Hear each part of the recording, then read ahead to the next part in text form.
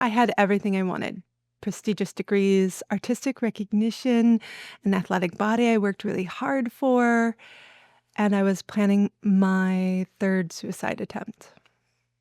This is a story about how I leveraged my body and my breath to heal my mind, to build a business that I've now owned for 10 years and I love, but most importantly, to create capacity to be present with my partner, my 2 children, and myself.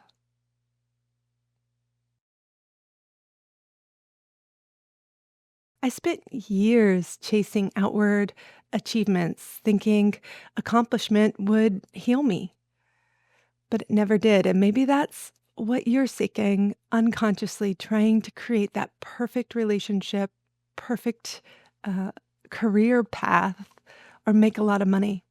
Only when I committed to yoga and breath work did everything begin to change. I went from about one, sometimes even three panic attacks a week to zero after 3 months of doing this work. And I mean it, I haven't had a panic attack since 2013.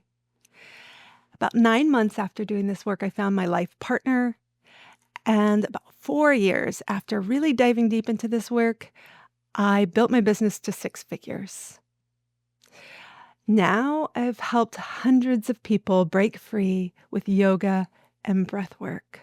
If you're feeling stuck in your relationships and loops, if you're feeling stuck in your career path and you find yourself doing the same thing over and over again, or even really painful patterns in your mind, if you've gotten to the top only to find yourself at rock bottom, I know this feeling. And healing, fulfillment are closer than you think. Here's the heart of my journey. It begins with, like so many of you, chronic, complex childhood trauma. But this came to my consciousness and to the surface for me at a very young age, when at 8 years old, I was taken to the Fort Worth Police Department to testify against my grandfather, who was also our Baptist preacher. And I testified that he had sexually abused me and my mom and other people in the community. Now, this wound really hit in two big places, and there are lots of wounds involved. But one was my family of origin, my ancestry. The other was spiritual methods, religious practices, and ritual. And so these were two huge wounds that I ended up needing to heal. The other thing that happened at that early age was there was this razor sharp edge that cut my childhood. And he was never taken to trial. Nothing ever happened with the testimony. But before the testimony, I had all the trauma of the abuse. I had the trauma of people being complicit with the abuse, but I had people that I loved.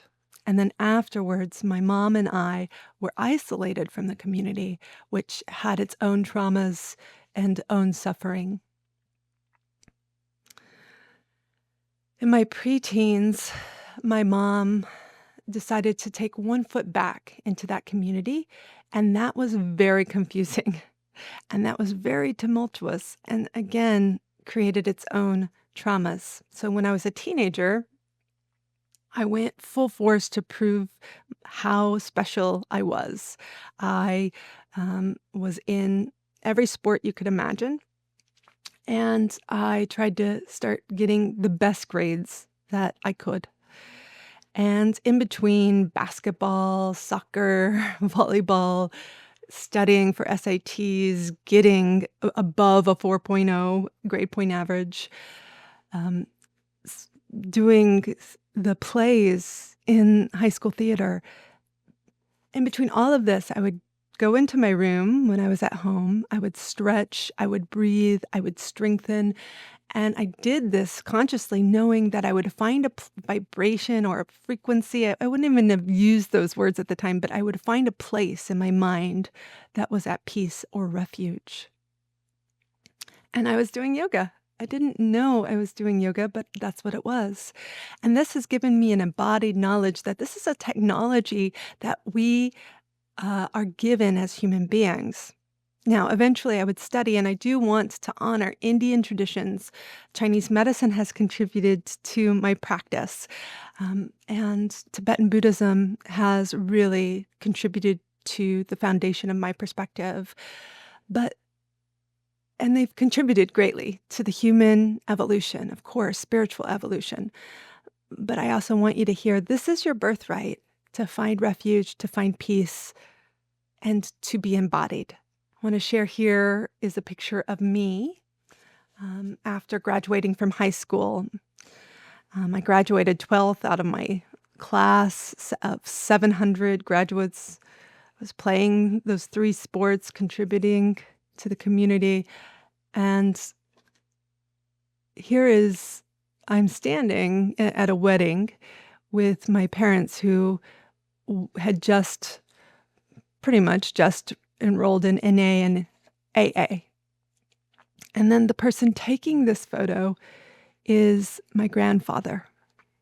And I keep this to remind me how perfect I was being despite all the chaos around me. Pretty soon after that photo was taken, I created a big boundary and I told my mother I wasn't going to go back to Christmases and events where he was touted as the patriarchal, mentor, patriarchal figure.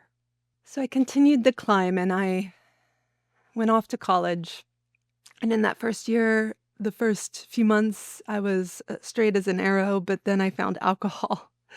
And I also found, I would say, a real true love.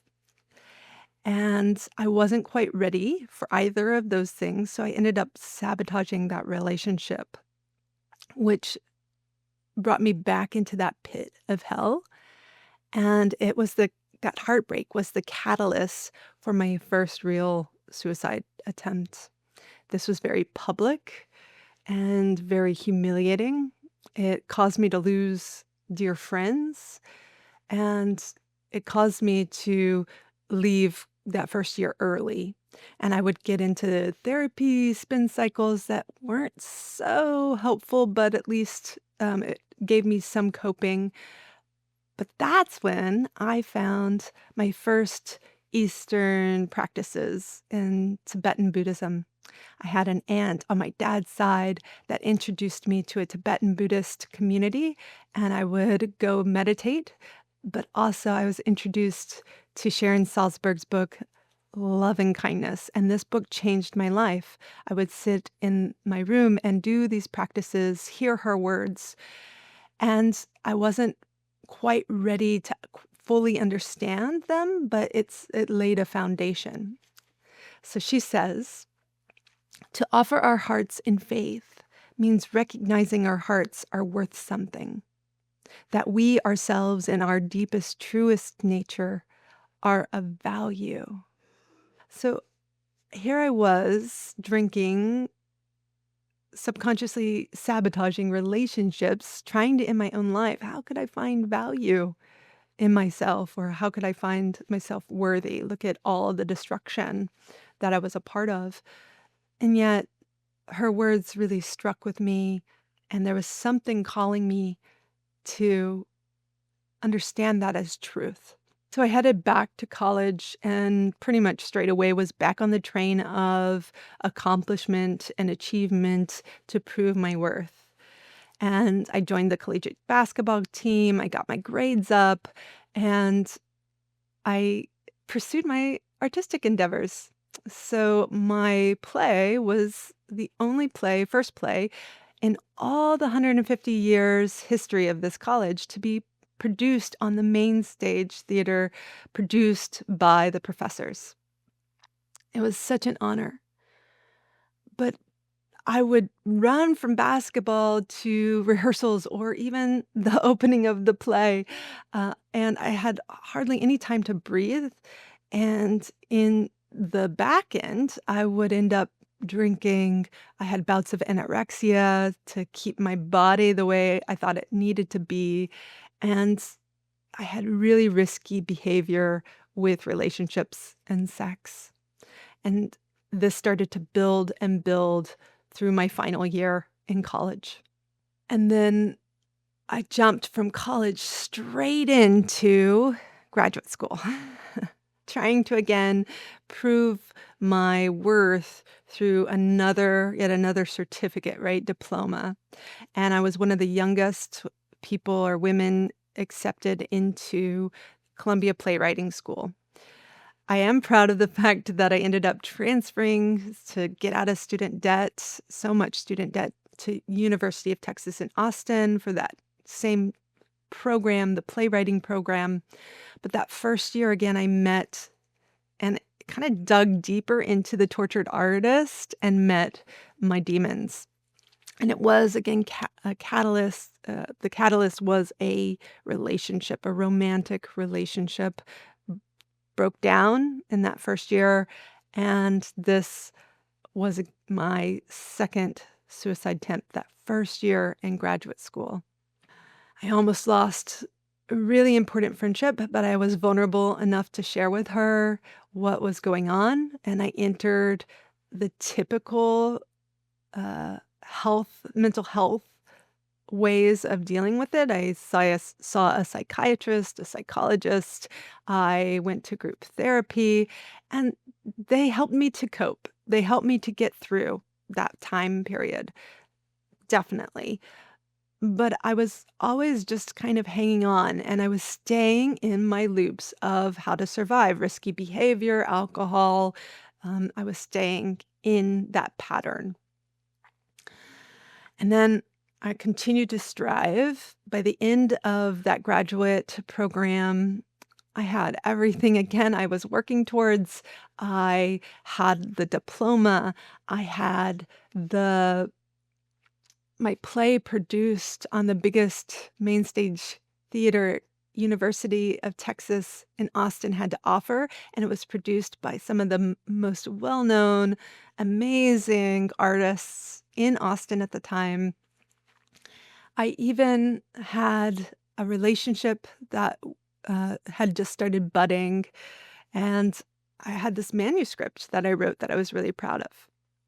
But as soon as that relationship broke down, after 3 months, it broke down, again found myself face planted in the grass, having a panic attack, and thinking of ways again to not be or exist in this world. And getting close again, that was my third attempt. Now, I had done some yoga, but at this point, I knew I had to commit to some other practice.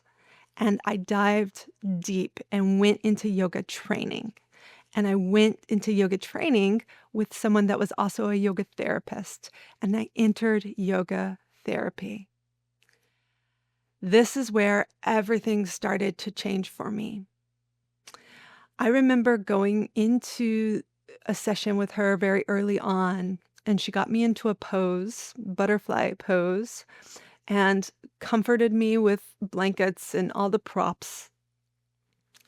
And one of the key techniques was sweeping through to understand what I was carrying and seeing the cynicism and the shame that I was carrying of my grandfather, and doing the work myself, guided by her, removing that.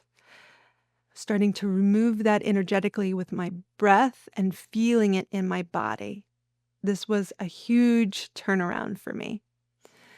And as I already expressed, this started to change my panic attacks. And I started to seek out and create the relationships that I truly wanted in my life. From there, I couldn't stop. I kept trainings and seeking mentors and healers. I went into Ayurveda and then into the meridian system within yoga, so traditional Chinese medicine.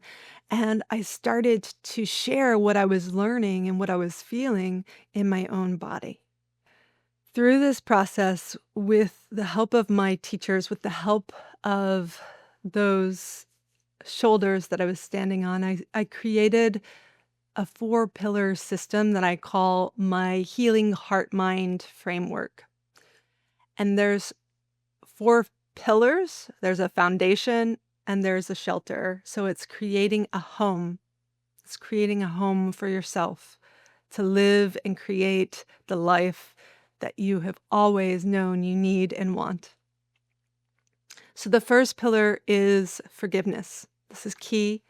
It's a practice, it's a vibration. There's certain ingredients involved with forgiving, but this begins to heal the wounds that you have. And we all have wounds. We've all been wounded. Yes. And we've all wounded other people, which creates a wound within ourselves. And forgiveness is the elixir for those wounds to start to heal. The second pillar is boundaries. This is huge. And it's really got two main aspects to it that we work with, which is um, discernment, discerning what to let in and what to let out, as well as flexibility. So building the flexibility to choose that in any given moment. And the third pillar is grief. We've all had loss and that kind of suffering, pain. So how to move through it, how to feel it and trust it, and have it move through you. The fourth and final pillar is acknowledgement. It's kind of a praise, and this is really hard for people to tie it to their integrity or their aligned self, to raise into the light what they are doing and who they are. And acknowledgement is knowledge. So when you start to acknowledge who you are, you're tying it to the knowledge of your own existence. So this is really important. Now, I said there's a foundation and there's a shelter. The foundation is accountability.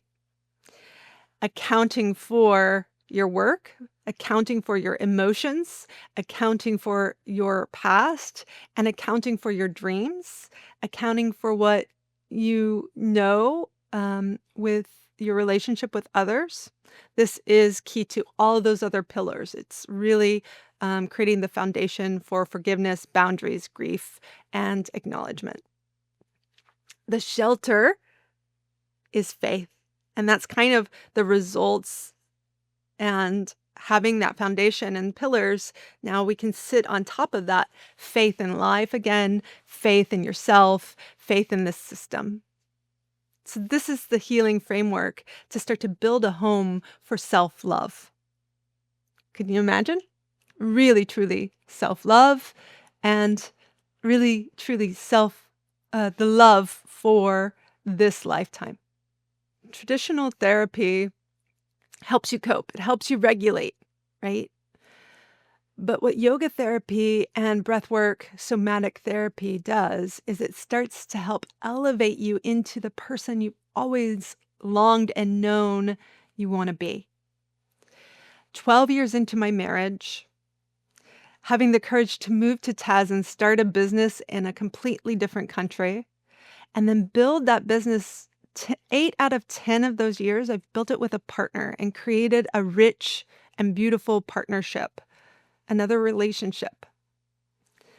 All of that I attribute to my inner work of yoga therapy and breath work.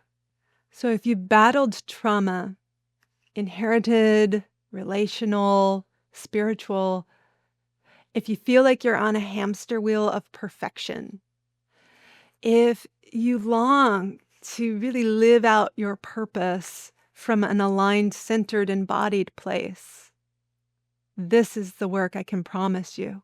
I can guarantee you we can find that place and that power within you to create the life you're longing for. I know the courage it takes. It takes deep courage to go from striving to actually thriving. To go from perfectionism to presence. And I walk beside my clients to have this come from them, with them. I walk beside my clients to make this transformation happen. I've seen it time and time again. So if you're ready to reclaim your body, your breath, your story, and finally step into a life authored by your own heart, I'm here. Below is the link to start. Let's get started. Give me a message or a call today. Together, we can build that home for you to rest in, and then an authentic, empowered way forward. I hope to see you soon. Travel well. Enjoy your yoga.